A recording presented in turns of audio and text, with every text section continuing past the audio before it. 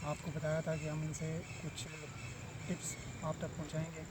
तो आइए इनसे कुछ सवालात करते हैं। उस्ताद जी, पहले तो अस्सलाम वालेकुम। वालेकुम अस्सलाम। कैसे हैं आप? अल्हम्दुलिल्लाह, अल्लाह का शुक्र है।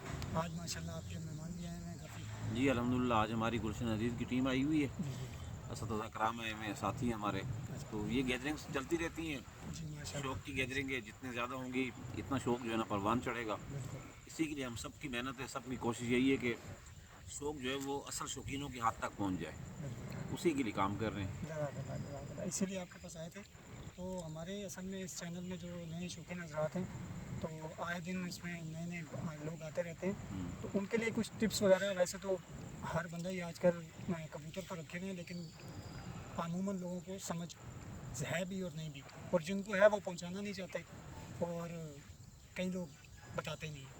बिल्कुल। तो आपसे मेरा एक सवाल था कि सबसे पहले तो आप ये बता दें कि अच्छे कबूतर की तारीफ़ क्या है और उसकी पहचान बता दें। आप जो पहला एक सवाल बनता है।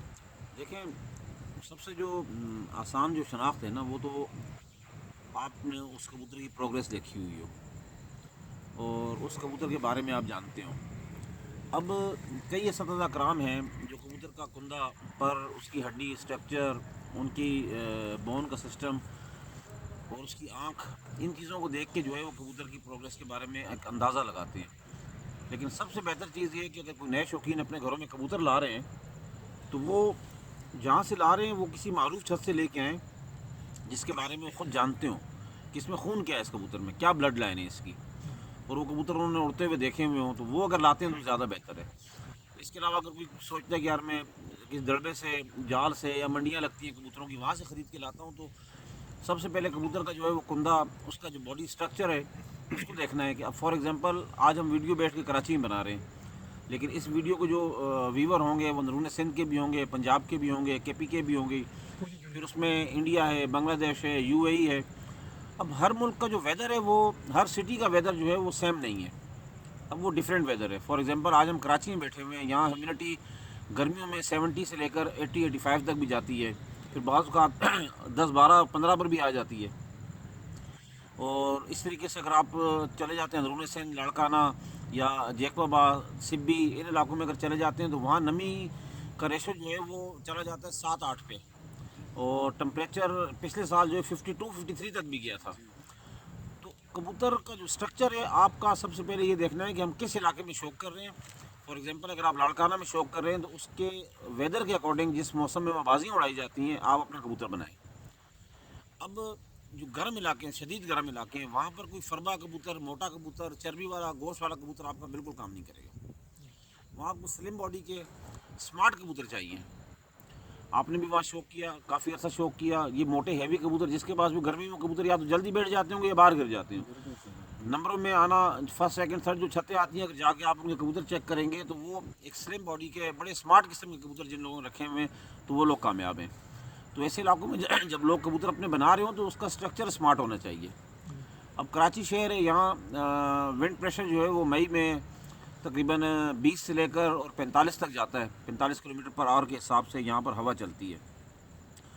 और अगर जून में अगर टूर्नामेंट्स की तरफ चले जाते हैं, मैं पट्टी वालों की बात कर रहा हूँ, हाई फ्लायर की बात बाद में करूँगा। अगर जून में इस तरह टूर्नामेंट उड़ाए जाते हैं तो उस वक्त हमारे यहाँ जो प्रेशर है, एयर प्रेशर, वो तकरीबन 60 किलोमीटर पर आवर की स्पीड से भी हवा कराची शहर में चलती है, आपको सबको पता है। तो यहाँ अगर वो स्लिम बॉडी का कबूतर, बिल्कुल लड़काना का रात किया हुआ कबूतर यहाँ लाएंगे तो ज़ीरो हो जाएगा, तो कहेंगे जी कबूतर ठीक नहीं है। तो बात ये है कि आप जिस सिटी में शौक कर रहे हैं, अपने सिटी के अकॉर्डिंग जो वेदर आपका है, आपने उस हिसाब से कबूतर अपना उसका स्ट्रक्चर बनाना है। खून अच्छा होना चाहिए। खून तो देखें ना, दुनिया में कोई ऐसा पैमाना नहीं है कि आप उसकी ब्लड ले लें और उसको आप रीड कर लें, ऐसा मुमकिन नहीं है। तो देखिए, वाले कबूतर हो जहाँ से भी आप उठाएं, अपने मौसम के हिसाब से आपने उसका स्ट्रक्चर बना लेना है, तो इंशाल्लाह रिज़ल्ट आपको अच्छा मिलेगा। तो इसमें आप कुछ थोड़ा सा भी, जैसे आपने बोला कि उड़ी हुई छतों के या नामीनेट छतों के उनसे कबूतर लें, तो अगर किसी को बिल्कुल भी मतलब उस तरह ज़्यादा नॉलेज नहीं है, तो कुछ आप वो भी तो बताएं कि उसमें जो लेने वाला है वो चीज़ उठाए, वो चीज़ें, वो निशानियाँ, वो चीज़ें देख के उठाए, कि ताकि उसमें उसने अगर पैसे लगाए हैं या जिस तरह भी उसने लिए, तो उसका लॉस नहीं हो, नुकसान नहीं हो। देखें, इसकी मैंने आपको डेफिनेशन बताई कि अपने वेदर के अकॉर्डिंग जो है वो स्ट्रक्चर बनाए ना। नहीं वो अब बात उस्ताद जी आपकी काट रहा हूँ, ये बात कहने का इनका ये मतलब है, जैसे कि हम किसी बड़ी छत पे जाते हैं कबूतर लेने के लिए, ठीक है, अब उनसे हमने ख़रीदारी परचेज़ की महंगे पैसों में, देखिए अच्छे कबूतर मिलेंगे महंगे पैसों में। ठीक है। अब आप उससे कबूतर ख़रीदे, अब उसने हमें कबूतर दिए, वो हम ले आए, हमारे पास उसका रिज़ल्ट नहीं आ रहा, उन्होंने गलत कबूतर दे दिए। कहने का ये मतलब है उन्होंने अच्छे अच्छे ही कबूतर दिए, नहीं अपने दिए। बना नहीं, के वहाँ अच्छे से बना के शनाख्त दिए। करके नहीं नहीं, उठाना। उन्होंने अपने हिसाब से अच्छे दिए, मगर सामने वाले ने अच्छे लिए, सामने वाले ने देने वाले ने नहीं दिए, तो उसके बारे में देखिए, पूछना चाह उसके रहे लिए हैं। मोटी मोटी 3-4 चीज़ें जो नए हमारे पिजन फैंसियर हैं वो अपने जहन में रखें ना। एक तो जो ये कबूतर की हमारी जो मेन स्ट्रक्चर जो जी हड्डी है, देखिए जब कबूतर उड़ता है तो उसका सारा जो वेट है वो उसके सीने पर आता है, क्योंकि हवा उसको मार रही होती है, हवा के अपोजिट साइड वो कबूतर चल रहा होता है। तो जी जो बिल्कुल। आपकी ये हड्डी है, ये और जो इसका जोड़ है, फॉर एग्जांपल ये आपकी हड्डी आ रही है, यहाँ ये हड्डी ख़त्म हो रही है, तो ये जी जोड़ है।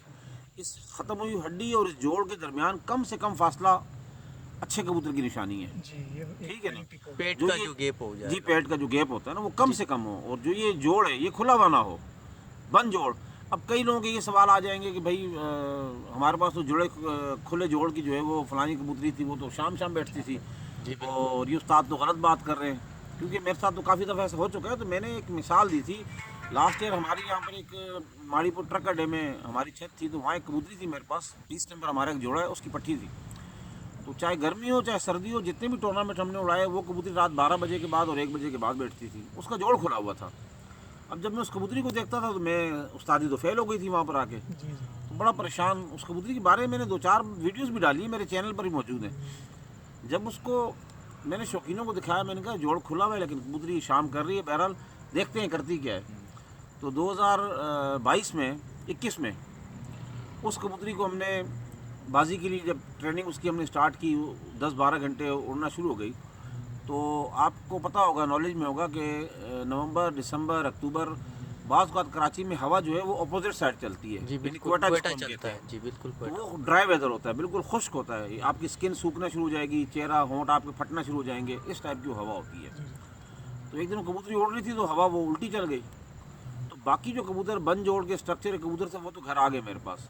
अब वो कबूतरी हम उसको देख रहे थे करेगी क्या ये, तो बजाय घर बैठने के कबूतरी सामने जाके खंबा पकड़ा, वहाँ जाके बैठ गई वो कबूतरी। तो नेक्स्ट डेट में फिर उसकी मैंने वीडियो बना के चढ़ाई कि देखो इसमें एक खामी थी, तो वो खामी कहाँ नजर आई, जिस दिन सख्त मौसम इसे मिल गया। जी तो बिल्कुल। सख्त मौसम में जो है ऐसे कबूतर अपनी आप दिखा देते हैं, तो बंद जोड़ पसंद करें, यही आप उठाएं। इस बोन की जो हड्डी है वो करीब से करीब तर हो इस जोड़ के। और दूसरा जो उसका कबूतर का कुंदा है, कुंदे का जो आगे का जो पोर्शन होता है, इसमें कम से कम गोश्त हो।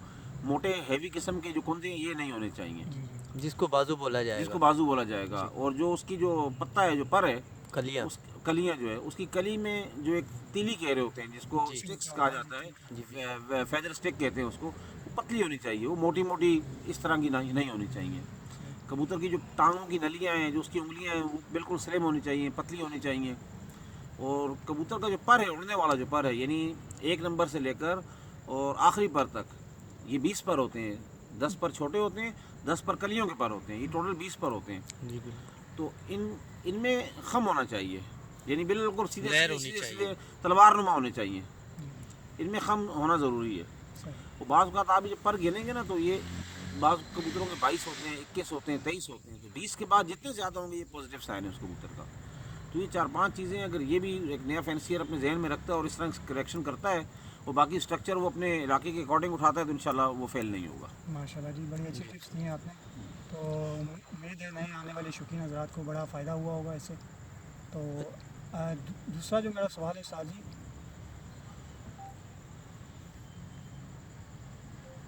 जी, साजी दूसरा जो सवाल करना चाहता आपसे, एक कबूतर है, जैसे जोड़ा लगाते हैं कबूतर साजी में, माशाल्लाह कबूतर साज भी हैं, अच्छे कबूतर भी आपने बनाए हैं बहुत। तो मैंने अपने चैनल से आपके कबूतरों का थोड़ा सा शौक़ भी करवा दिया, इंशाल्लाह नेक्स्ट और भी करवा देंगे। तो कबूतर साजी में आप मुझे ये चीज़ हमारे व्यूअर्स को बताएं कि नर का और मादा का क्या किरदार है। अमूमन जो लोग ख़ास तौर पे कहते हैं कि एक हर जहाँ से भी लेते हैं, हर जगह पे बोलते हैं मादा मादा अच्छी होनी चाहिए, मादा अच्छी होनी चाहिए, नर हल्का भी हो जाए तो कोई इशू नहीं है। तो आया आप इससे कितना एग्री करते हैं इस बात से कि ये बात हकीकत है या नहीं? बुज़ुर्गों से सुना, अपने काफ़ी सीनियर उस्तादों से हमेशा एक बात सुनी है कि चौपाई का नर और 2 पाए की मादा। चौपाया यानी गाय है, भैंस है, बकरा है, जो कुत्ता है, तो ये 4 पाँव वाले जो जानवर हैं ना, इसमें नर की जो क्वालिटी बहुत अच्छी होनी चाहिए।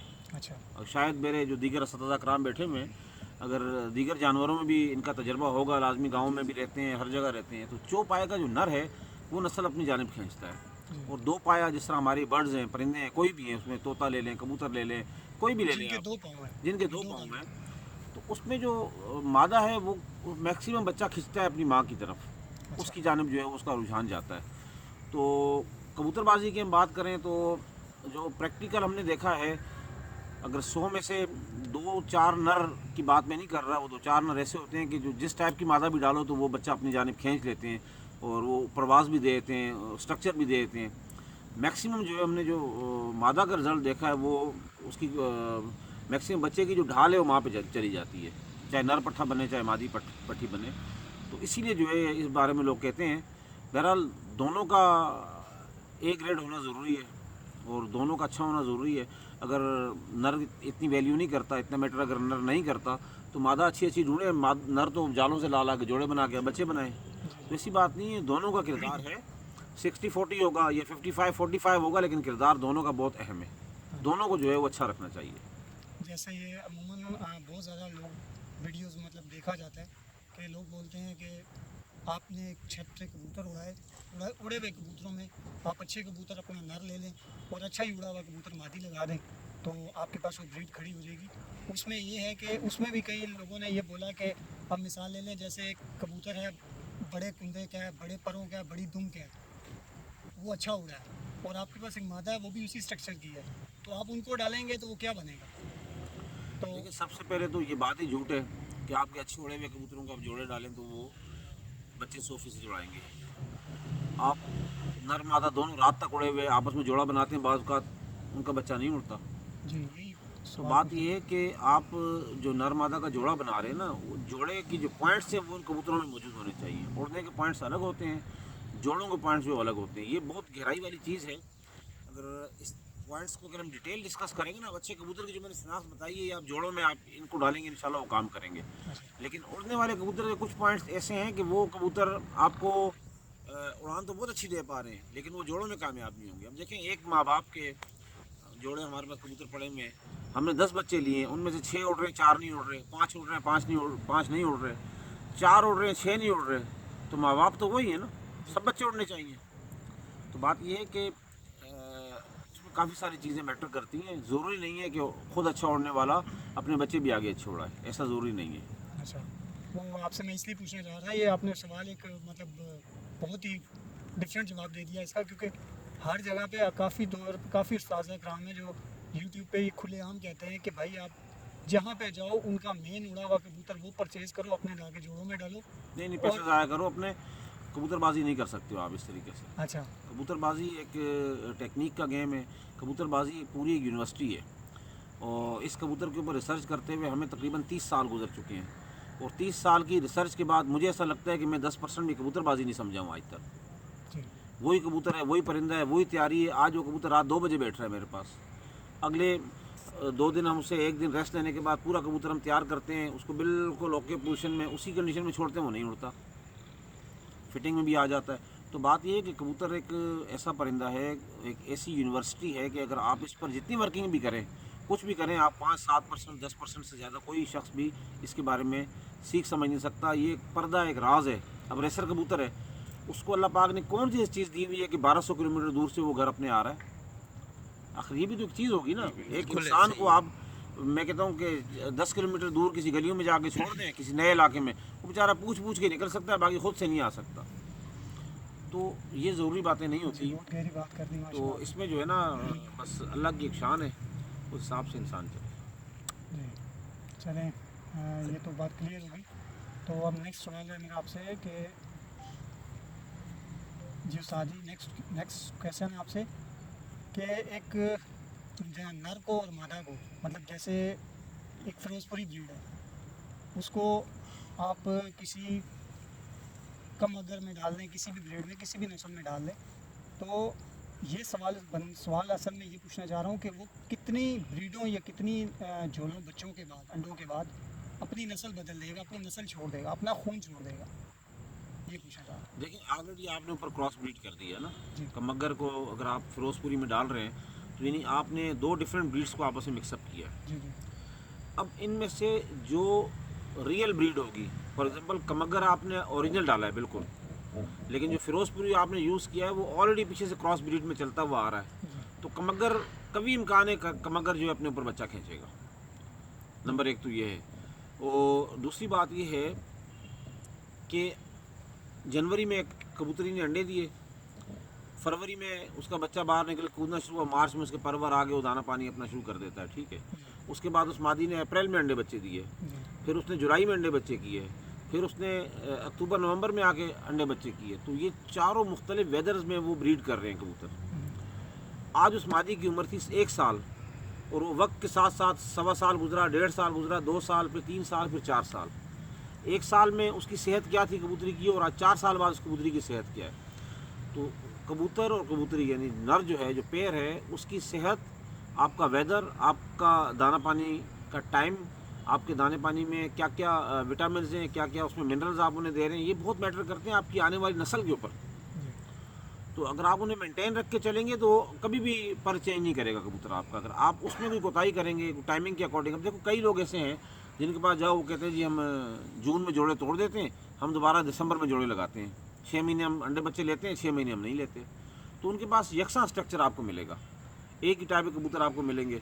और जो पूरा साल जिनके जोड़े लगे रहते हैं उनमें कोई छोटे ही मिलेंगे बच्चे, कोई बड़े ही मिलेंगे बच्चे, कोई ज़्यादा उड़ने वाले मिलेंगे, कोई कम उड़ने वाले मिलेंगे। तो ये जो बुनियादी चीज़ें हैं ना, इन पर पहले काम करने की ज़रूरत है। फिरोजपुरी और रामपुरी के बच्चे क्यों चेंज हो रहे हैं, इस पर ज़रूरत नहीं है काम करने की। ज़रूरत ये है कि किस मौसम में आप ब्रीड करवा रहे हैं उनसे, ये समझने की चीज़ें हैं।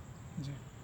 चलिए इसी सवाल को उल्टा दूसरी तरफ कर लेते हैं कि मिसाल मैं ये कहना चाह रहा हूँ कि अगर आप मेरे सवाल को समझ सकें और जवाब सही व्यूअर्स तक पहुँचा सकें कि मतलब एक फिरोजपुरी है, मैंने जिस तरह बताया जोड़ा लगाया, हम उसकी नस्ल बरकरार रखने के लिए, उसी की नस्ल बरकरार रखने के लिए आया उसमें वही कमगर से उससे वो नस्ल बनवा सकते हैं या नहीं बनवा सकते?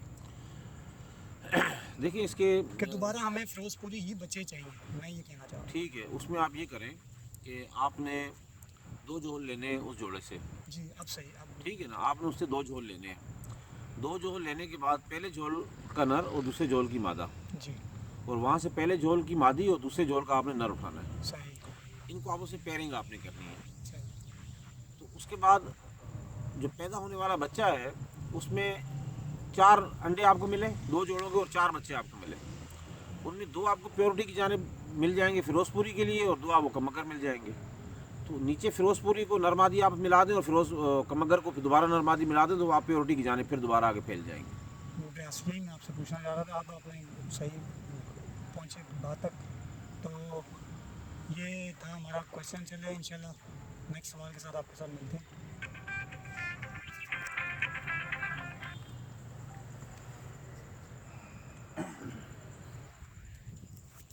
बाकी कबूतरों भी हाँ? बाकी कबूतरों की ब्रीडर कबूतर की निशानी और ज़रा वो थोड़ी आपने जो बात कर